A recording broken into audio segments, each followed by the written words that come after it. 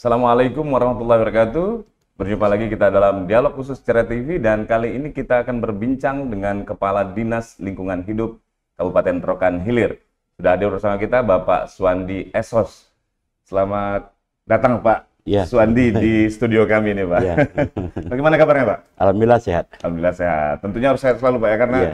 terkait dengan pekerjaan yang begitu banyak pastinya di lingkungan di Dinas Lingkungan Hidup Kabupaten Rokan Hilir.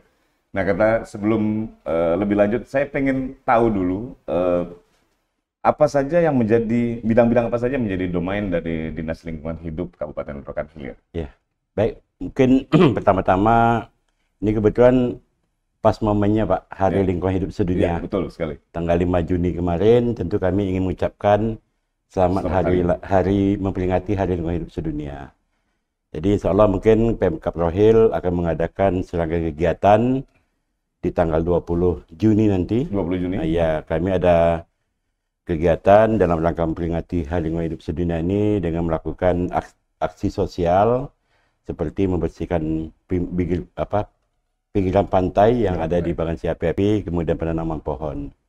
Kemudian berkaitan dengan program strategis Dinas Lingkungan Hidup Kabupaten Rokan Hilir, ada beberapa program seperti masalah persampahan, kemudian pencemaran udara dan air, serta ruang terbuka hijau, penataan ruang terbuka hijau. Jadi mengenai masalah persampahan, alhamdulillah ya kemarin kami baru saja meraih Piala Adipura untuk kategori kota kecil terbersih. Kota kecil terbersih. Ya, alhamdulillah ini suatu prestasi yang cukup membanggakan bagi kami. Khususnya masyarakat Rokan Hilir, karena memang terakhir Kota Bagan Siapi mendapat Piala Adipura itu pada tahun 2009. 2009 cukup ya, lama, sudah 14 tahun. Ini memang kita mulai secara estafet ya Pak ya. Tahun 2022 kemarin kami berhasil meraih sertifikatnya. Sertifikat Adipura, dan alhamdulillah dengan adanya peningkatan kinerja kita di lapangan, kita 2023 bisa meraih pialanya. Jadi untuk pengelolaan persampahan ya memang kita akui bahwasanya dari 18 kecamatan yang ada di Kabupaten Rokan Hilir, baru 11 kecamatan yang kita layani sampahnya. Nah, jadi bukan berarti tidak kita prioritaskan. Insyaallah mungkin ke depan secara berangsur-angsur mungkin masalah persampahan ini bisa kita layani untuk wilayah Kabupaten Rokan Hilir. Kami sudah membentuk 5 zona pelayanan persampahan di kabupaten. Bahasanya di Kabupaten Rokan Hilir ini ada 18 kecamatan Pak. Jadi kita bagi 5. Untuk zona satunya ini di Kecamatan Bangko, Sinaboy, Batu Hampar, dan Pekaitan. Zona 2-nya ada di Kubu dan Kubu Babu Salam. Kemudian zona 3-nya ada di Tanah Putih. Itu mencakup ada 3 kecamatan, Tanah Putih Sedinginan, Tanah Putih Tanjung Melawan, dan Bangko Pusako.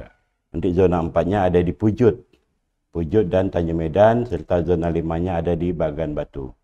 Jadi dari zonasi ataupun wilayah-wilayah yang kita petakan ini, memang baru hanya 11 kecamatan yang bisa kita lalui. Alhamdulillah saat ini ya kita punya 3 TPA Pak, tempat penampungan sampah akhir. Ada di Kecamatan Bangko, ini satu hari bisa melayani 140 meter kubik. 140 meter kubik? Ya, lebih kurang 120 ton per hari. Ini paling banyak volume sampahnya. Kemudian di Bagan Batu juga, dan di Kubu juga. Itulah mengenai pelayanan persampahan kita. Insya Allah mungkin kedepannya ya kita terus tingkatkan kecamatan-kecamatan yang belum kita layani, ini bisa kita layani sepenuhnya. Artinya kan ini terkait dengan pengelolaan persampahan itu kan pasti akan juga bersinggungan dengan pihak-pihak lain, khususnya mungkin OPD-OPD lain. Apa nih sinkronisasi dari dengan dinas-dinas terkait dengan masalah sampah dan juga masalah kebersihan? Ya, untuk sinkronisasi kami ada 3 OPD Pak. 3 OPD yang bersinggungan langsung dengan pengelolaan persampahan. Yang paling penting itu adalah Dinas PUTR.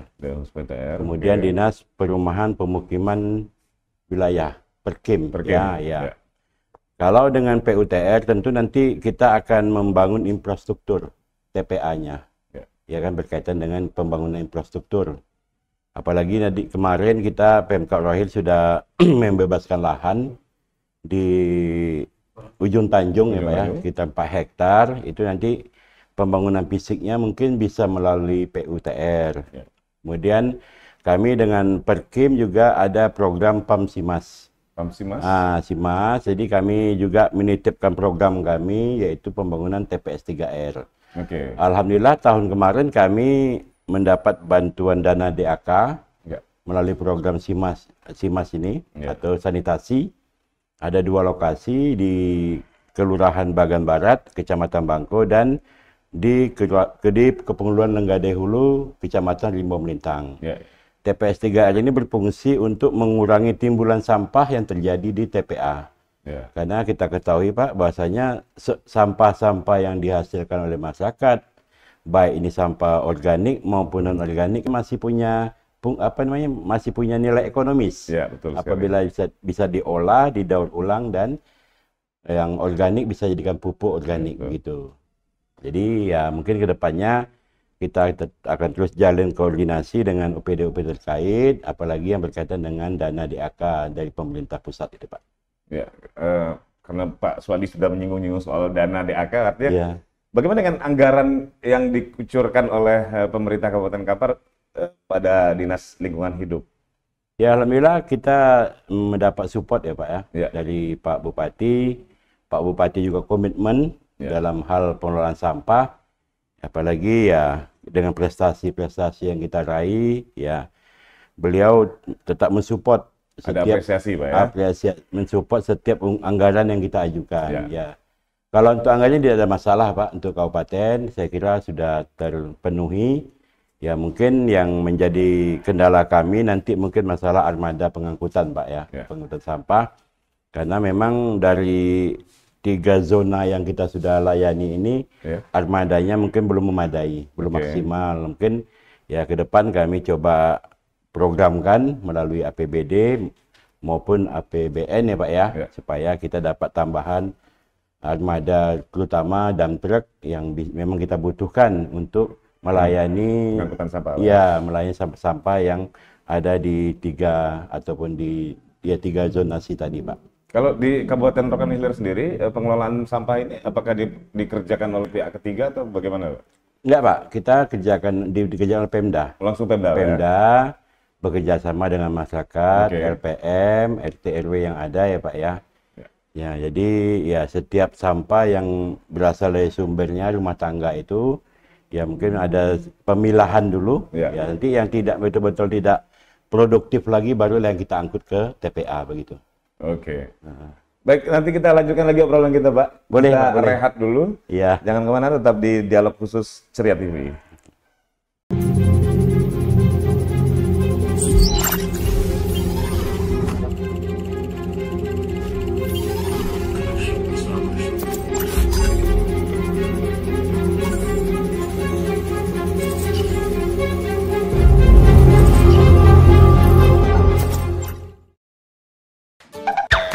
Halo guys, sekarang Ceria TV sudah bisa diakses di mana aja loh. Kamu tinggal download aplikasi Ceria TV Streaming di Google Play Store. Caranya mudah banget. Pertama, kamu buka Google Play di smartphone kamu. Kemudian kamu search Ceria TV Streaming. Kemudian kamu tekan tombol install. Tunggu hingga instalasi selesai. Selamat menonton. Pokoknya Ceria TV 100% Ria, Wak.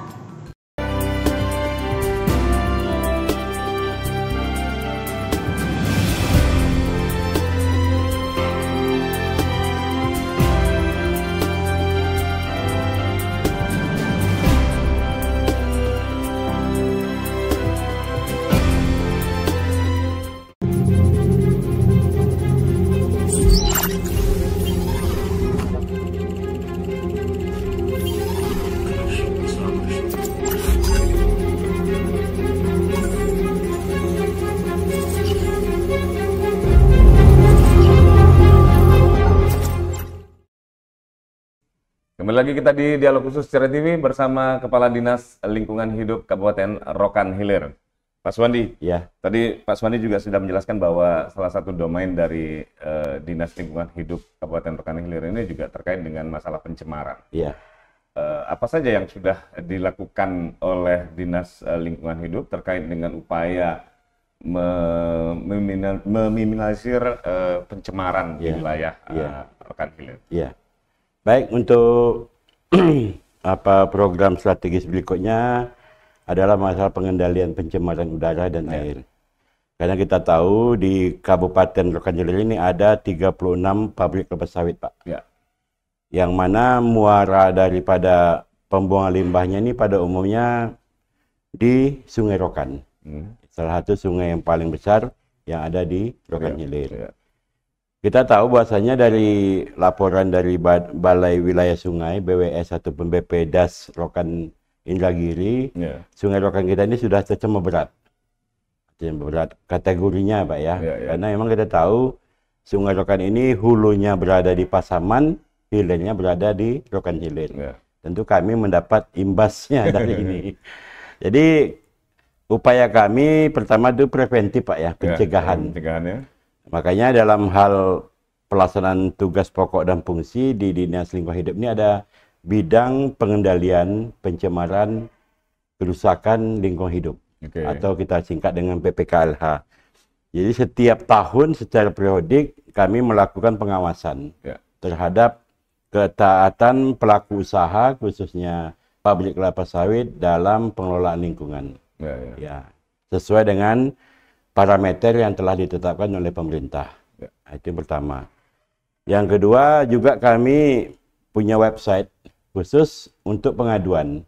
Pengaduan masyarakat, ya. Ya, masyarakat kalau seandainya diduga di lapangan terjadi pencemaran yang dilakukan oleh pelaku usaha, itu bisa melapor hanya melalui website kami. Insya Allah kami sudah instruksikan pada tim dalam waktu 3 kali 24 jam mereka harus melakukan verifikasi lapangan, harus turun ke lapangan di mana sumber pencemaran itu terjadi. Sejak Dinas Lingkungan Hidup ini berdiri tahun 2017 sampai sekarang ini, kami sudah beberapa kali melakukan menerapkan sanksi administrasi paksa pemerintah, Pak, kepada pelaku usaha yang didapati melakukan pencemaran. Ya, mungkin sudah belasan bahkan puluhan, Pak. Nah, bahkan kemarin ada pernah yang sudah kita jatuhkan sanksi. Ada sanksinya salah satunya yaitu membayar kerugian lingkungan akibat kerugian lingkungan. Ya, karena mereka membuang limbah ke Sungai Rokan di atas baku mutu. Nah, jadi memang kita akui bahasanya namanya pelaku usaha tentu tingkat ketaatannya boleh dikatakan masih rata-rata, Pak ya. Artinya taat betul tidak, melanggar juga tidak.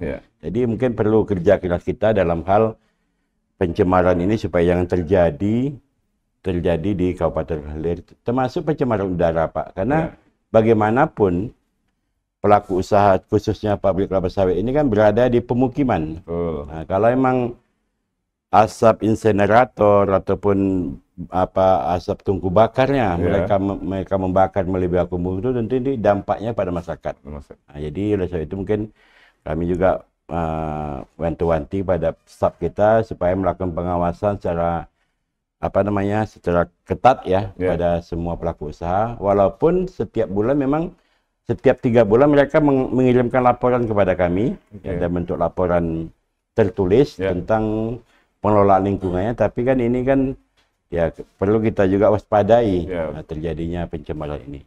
Jadi sampai saat ini mungkin kondisi pencemaran kita memang masih bisa kita kendalikan, Pak. Walaupun mungkin 1-2 ada yang melakukan mencuri-curi, Pak ya, membuang limbah di atas baku mutu ataupun di atas parameter yang sudah ditentukan. Nah, ini karena kita sudah ngomong soal Sungai Rokan, apalagi memang Rokan Hilir itu juga berhubungan dengan laut juga, Pak. Iya. Seringkali kan pada saat pasang air laut kemudian membawa lumpur masuk ke dalam wilayah sungai dan daratan. Iya. apa yang dilakukan oleh Dinas Lingkungan Hidup Kabupaten Rokan Hilir untuk mengatasi hal tersebut? Ya, ya kita tahu bahwasanya Pak, Rokan Hilir kan hilirnya Sungai Rokan. Ya. Apabila mungkin ada fenomena yang unik Pak ya, terhadap Sungai Rokan ini, yang mungkin tidak kita jumpai di sungai-sungai lain yang ada di Riau bahkan di Indonesia. Ya. Karena ini pada umumnya Sungai Rokan ini kan membawa lumpur Pak ya. Ya. Bawa lumpur apabila apabila pasang. Lumpurnya bahkan sampai ke daratan. Yeah. Memang kita akui bahwa itu memang salah satu PR kita Pak ya. Betul. PR kita yang harus kita carikan solusinya. Betul. Apalagi di sana terjadi pendangkalan. Ya, sedimentasi Pak ya. Iya, muara Sungai Rokan itu sedimentasinya cukup tinggi Pak. Ya. Apabila sudah surut ini sungai ini sudah rata dengan daratan. Jadi kami melalui program kemarin kami dapat dana bagi hasil sawit Pak ya. Oke. Sawit, jadi di Sungai Rokan juga terjadi abrasi yang cukup luar biasa. Oke. Ada beberapa wilayah desa atau kepenguluan yang sebagian besar wilayah sudah hilang Pak. Oke. Karena abrasi. Ya. Makanya di Bagan Siapi-Api itu fenomena terjadi setiap hari jumlah daratan atau luas daratan bertambah. Oke. Karena itu begitu pasang, surutnya membawa lumpur, lumpurnya semuanya berada di Bagan Siapi-Api. Ya. Makanya kami kemarin sudah koordinasi dengan pemerintah provinsi melalui dana bagi hasil sawit ini kita coba untuk melakukan reboisasi, penghijauan di sepanjang Sungai Rokan, baik itu di Kecamatan Bangko, di Batu Hampar, Kecamatan Rimbo Melintang. Sehingga kita harapkan nanti dengan adanya reboisasi atau penghijauan ini, abrasi yang terjadi selama ini bisa kita minimalisir gitu Pak. Termasuk dengan penanaman mangrove tadi Pak ya? Mangrove, kemudian beberapa pohon-pohon peneduh dan pelindung yang bisa memang menahan apabila gelombang pasang tinggi datang gitu, tidak terjadi abrasi lagi gitu Pak. Ya, karena saya pernah mengunjungi Rantau Kopar, kemudian bertahun yang lalu saya melihat sungai itu masih lebar, sekarang sudah mengecil ya. Mengecil karena selain karena sedimentasi lumpur tadi, kemudian juga tumbuhnya eceng gondok yang begitu banyak yang membuat Sungai Rokan yang saya pikir dulu lebar kok sekarang menjadi sempit.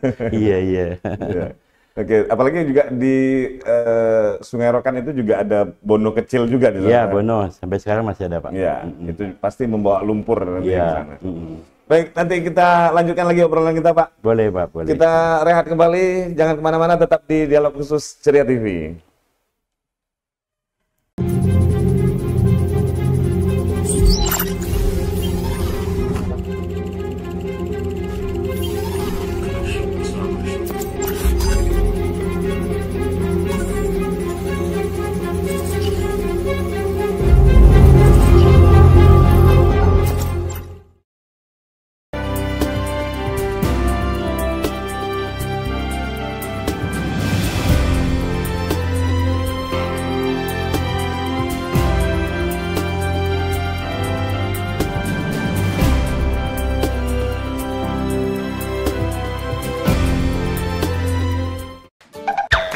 Halo guys, sekarang Ceria TV sudah bisa diakses di mana aja loh.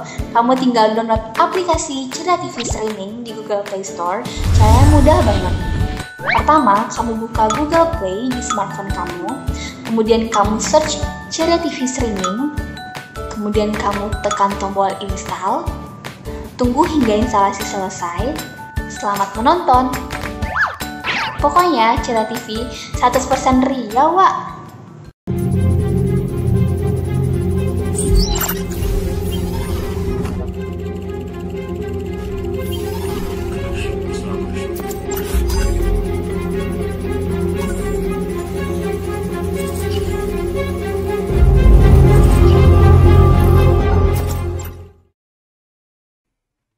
Kembali kita di Dialog Khusus Ceria TV bersama Kepala Dinas Lingkungan Hidup Kabupaten Rokan Hilir, Pak Suwandi. Ya. Ini terkait dengan apa yang dilakukan oleh Dinas Lingkungan Hidup. Tantangan terbesarnya apa Pak dalam mewujudkan apa tadi program-program strategis yang tadi disebutkan oleh Pak Suwandi? Ya. Tantangan terbesar tentu peran serta, Pak ya. Ya. Peran serta masyarakat, karena bagaimanapun bagusnya program pemerintah, tanpa didukung oleh masyarakat ini kan tidak akan berjalan. Terutama mengenai persampahan. Ya. Kita sudah punya Perda nomor 6 2017 tentang pengelolaan sampah. Ditambah lagi dengan peraturan Bupati nomor 92 tahun 2019 tentang kebijakan strategi daerah dalam pengelolaan sampah, Jaslada. Ini kan semuanya dalam Perda maupun Jaslada ini, di situ ada pasal yang mengatur masalah peran serta. Ya. Artinya, ya masyarakat juga ikut membantu pemerintah dalam pengelolaan sampah. Ya paling utama sekali tentu tidak membuang sampah di sembarangan. Nah, oleh sebab itu kami ya mungkin dengan beberapa OPD terkait seperti Satpol PP dan lain sebagainya, kecamatan, terus mensosialisasikan Perda ini. Bagaimana supaya masyarakat punya kesadaran lah. Nah, yang kedua mungkin tadi saya sudah sampaikan tidak semua sampah yang dihasilkan ini langsung dibuang ke TPA. Tapi ada juga yang punya nilai ekonomis. Karena kita tahu di beberapa tempat di daerah-daerah lain, ya mungkin seperti pemulung, kemudian juga pengepul ya, ini sudah taraf hidupnya sudah terangkat gara-gara sampah, Pak. Nah, mungkin seperti kita tahu mungkin macam botol plastik atau minuman plastik seperti ini kan dia bisa cacah, Pak. Bisa cacah, kemudian kita olah kembali dan bisa menghasilkan rupiah. Makanya oleh sebab itu kami sekarang memprogramkan bagaimana bank sampah ini bisa dibentuk di wilayah Kecamatan Bangko. Iya, kami sudah mulai ada beberapa lokasi, termasuk di perkantoran kami sudah punya bank sampah unit. Bank sampah unit ini nanti yang menjadi nasabah itu kami wajibkan dari petugas kita, Pak. Petugas kebersihan sampah, kebersihan dan taman yang memang sehari-hari bergelut dengan sampah, baik itu sampah organik maupun non-organik, ya sambil bekerja mereka bisa mengumpulkan botol plastik, gelas plastik. Nah, hasilnya nanti mereka bisa jual ke bank sampah ini, ya kan? Ini kan juga termasuk proses pengurangan. Nah, itu kan juga dengan ini kami lakukan, yang ini mudah-mudahan nanti bisa tersosialisasikan ke masyarakat. Bahwasanya tidak semuanya kita buang, ini bisa kita kumpul. Kemudian kain-kain bekas kita jadikan keset, macam-macam itu.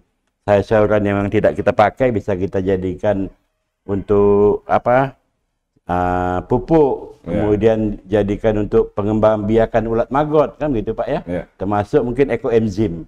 Nah, jadi kalau memang ini sudah sudah tersebar kepada masyarakat, insya Allah nanti sampah yang kita angkut, yang kita kelola memang betul-betul sampah yang tidak punya nilai produktif, sehingga daya beban TPA kita bisa berkurang gitu, Pak ya. Nah, artinya mungkin masa usia TPA kita bisa bertambah karena volumenya juga berkurang kan gitu. Nah, jadi itu. Jadi ya secara berangsur-angsur lah kita coba ini bisa kita sosialisasikan kepada masyarakat bahwasanya sampah itu tidak semuanya harus kita buang ke TPA, dan tanpa peran serta masyarakat dalam pengelolaan sampah, saya kira mungkin pemerintah pun juga tidak akan bisa berhasil gitu. Betul sekali, Pak. Tapi kalau misalnya sanksi ada tidak, Pak, untuk masyarakat? Artinya kalau misalnya membuang sampah sembarangan segala macam, apakah juga ada perda yang mengatur tentang sanksinya? Ada, Pak. Dalam perda kita lengkap. Nah, termasuk sanksi, memang itu ada denda ya, Pak ya. Denda, kemudian juga karena ini memang tipiring ya, tindak pidana ringan, jadi kita terapkan dendanya. Tapi memang ya, Pak ya, kan dalam hal ini kita mungkin belum sampai ke tahap itu. Karena memang perda juga harus kita selesaikan, memang dalam jangka panjang. Yang kita harapkan dari ada perda ini tentu kesadaran. Kita tidak serta-merta menerapkan sanksi tanpa ada kesadaran, cuma juga ya kan, Pak ya. Jadi oleh sebab itu mungkin kami hanya fokus dulu dengan kesadaran masyarakat kita. Aktif dulu, Pak ya. Iya. Sehingga nanti ya diharapkan dengan tumbuhnya kesadaran, makanya Pak, dengan program berikutnya ada namanya Adiwiyata, Pak. Adiwiyata. Okay. Ya, Adiwiyata ini memang lingkupnya sekolah, tapi sasaran kita ada anak-anak sekolah. Nah, bagaimana menciptakan lingkungan sekolah yang berbasis yang sehat dan asli, ini bisa ditumbuh kembangkan kepada anak-anak kita. Dan pada akhirnya nanti anak-anak ini bisa menyampaikan kepada orang tuanya, kan itu di rumah, Pak, di rumah masing-masing.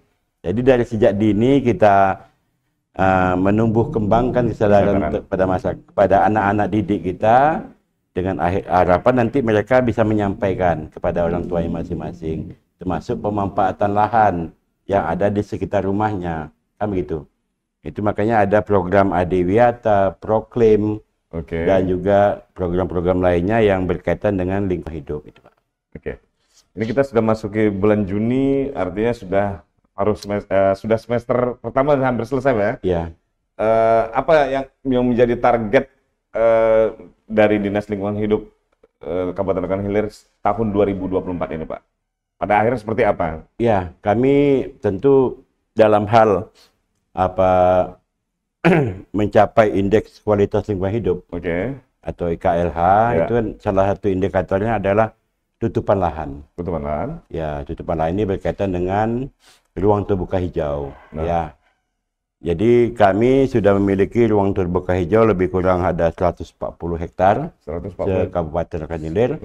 Memang ini masih jauh dari target kami. Jadi mudah-mudahan nanti 2024 ini kami bisa menciptakan beberapa ruang terbuka hijau yang bisa dimanfaatkan oleh masyarakat. Sebelumnya kami sudah melakukan penataan beberapa lokasi seperti taman kota, kemudian hutan kota. Nah, ini kami mungkin nanti di 2024 ini ada program untuk penataan ruang terbuka hijau di bawah jembatan Pedamaran 1. Diharapkan nanti kalau seandainya ini bisa kita penuhi infrastrukturnya, ya, sarana dan prasarananya, ini bisa menjadi sebuah objek wisata yang dikunjungi oleh masyarakat. Di samping untuk meningkatkan PAD, juga untuk menambah pendapatan masyarakat yang ada di sekitar lokasi ini. Termasuk mungkin ruang terbuka hijau yang ada di beberapa kecamatan yang ada di Kabupaten Rokan Hilir. Itu yang pertama. Yang kedua tentu dalam hal pengelolaan sampah, kami ingin supaya minimal ya sebagian besar ya, Pak, ya. Minimal 80 atau 60% wilayah Rohil ini sudah bisa kita layani pengelolaan sampahnya. Artinya nanti tidak akan terjadi lagi ada masyarakat yang membuang sampah yang bukan pada tempatnya. Ya, kita semua kita angkut. Mudah-mudahan nanti setelah kita susun DID-nya, pembangunan TPA di Ujung Tanjung ini bisa kita realisasikan di tahun 2025. Sehingga nanti Tanah Putih Sedinginan, Ujung Tanjung, Tanah Putih Tanjung Melawan, Bangko Pusako, ini bisa kita layani sampahnya dan kita buang ke TPA yang kita bangun nanti. Ini juga menambah PAD kita. Alhamdulillah kami tahun 2023 kemarin target PAD dalam hal pelayanan persampahan ini dapat kami penuhi, bahkan melebihi target, Pak, dari 500 juta. Dan tahun ini mungkin ya bisa kita tingkatkan lagi kalau seandainya semua wilayah bisa kita tangani. Artinya sampah kita bisa kelola, masyarakat timbul kesadarannya, dan PAD pun bisa kita tingkatkan begitu. Kita ketahui bahwa Kabupaten Rokan Hilir juga ada juga terdiri dari pulau-pulau. Bagaimana dengan daerah-daerah yang berada di pulau-pulau itu, Pak? Ya, seperti Panipahan, Pak, ya. Panipahan. Ya, mungkin Panipahan itu memang mempunyai karakteristik sendiri karena wilayahnya berada di atas permukaan laut, Pak, ya, kebanyakan. Jadi mungkin ya kebiasaan masyarakat sana membuang sampahnya tidak lagi pada tempatnya, langsung ke laut.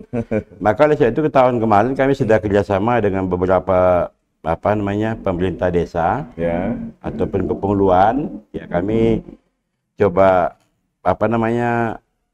akomodir pengangkutannya, Pak. Kita berikan mereka motorbox, ya, ada 4 unit kemarin tahun 2022 atau 2021 kemarin 4 unit. Jadi melalui LPM mereka sendiri mengelola gitu untuk memang belum kita tangani melalui Pemda, tapi melalui pemerintah desa sudah kita ajak kerjasama melalui LPM-nya, sehingga sampah-sampah itu bisa dikelola dengan sesuai dengan aturan yang ada. Nah, tadi kan pakai motor box itu ya? Iya. Sampahnya dibawa ke wilayah lain atau bagaimana, Pak? Sampahnya tetap di sana, Pak. Tetap di sana? Sana ya, di wilayah kepenghuluannya kan mereka punya tanah kas desa. Tanah desa yang bisa dipakai untuk TPA. Gitu. Oh, iya. Ya makanya tahun-tahun kami sudah usulkan di daerah-daerah yang tidak bisa kita layani sampahnya seperti Tapanipan. Jadi karena memang jangkauannya cukup jauh gitu, ya kami nanti mungkin akan bangun TPS 3R tadi, Pak. Nah, TPS 3R ini nanti disitulah nanti bisa diadakan pengolahan sampah secara modern. Kita siapkan gedungnya, peralatannya, sehingga sampah-sampah tadi bisa didaur ulang dan bisa untuk menambah PAD desa gitu. Kalau kita buat skala prioritas skala persentasenya, Pak, ya, dari target-target yang sudah dicanangkan oleh Dinas Lingkungan Hidup Kabupaten Rokan Hilir sampai dengan saat ini sudah berapa persen kira-kira, Pak? Kalau untuk target kita memang secara periodik Pak meningkat. Ya mungkin sekarang ini kita sudah mendekati angka 50 sampai 60% untuk pengelolaan sampahnya, Pak ya. Untuk yang lain ya mungkin ya kita secara berangsur-angsur lah, Pak ya. Kita coba penuhi target kita sesuai dengan Jasrada kita. Kemudian sesuai dengan RPJMD ya, setiap tahun kita program-program yang belum terpenuhi targetnya kita coba push anggarannya supaya di tahun 2025 dan 2026 sehabisnya masa jabatan bupati target ini bisa kita realisasikan begitu. Artinya tetap optimis bahwa target tersebut bisa tercapai, Pak ya? Insya Allah tercapai.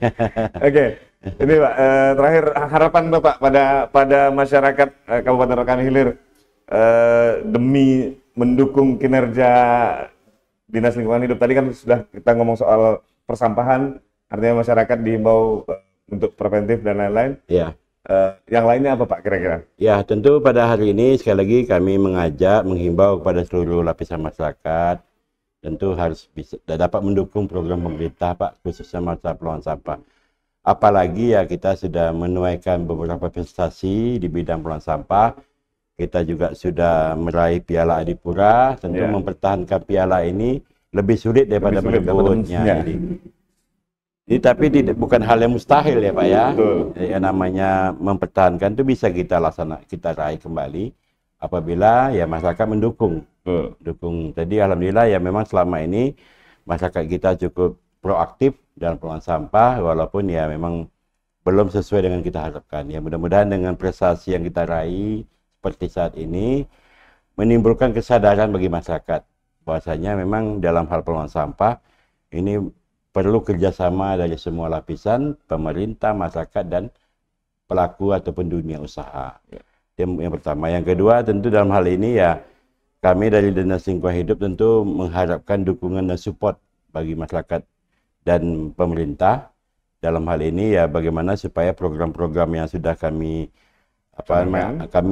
rencanakan dapat terlaksana dengan sebaik-baiknya dan dapat dukungan dari masyarakat. Saya kira itu, Pak. Oke. Baik, terima kasih Pak Suwandi, Kepala Dinas Lingkungan Hidup Kabupaten Rokan Hilir sudah berbagi cerita tentang program-program dari Dinas Lingkungan Hidup Kabupaten Rokan Hilir. Siap. Mudah-mudahan apa yang sudah dicanangkan dan ditargetkan bisa terwujud di tahun 2024 ini dan juga tahun-tahun mendatang. Iya, Pak. Sehingga pelayanan pada masyarakat terkait masalah persampahan dan lain-lainnya bisa benar-benar terwujud. Sekali lagi terima kasih sudah hadir di studio kami. Pemirsa, itu dialog kami bersama Bapak Suwandi Esos, Kepala Dinas Lingkungan Hidup Kabupaten Rokan Hilir. Kami akan kembali lagi dalam dialog khusus lainnya. Sampai jumpa, selamat berjumpa kembali. Assalamualaikum warahmatullahi wabarakatuh.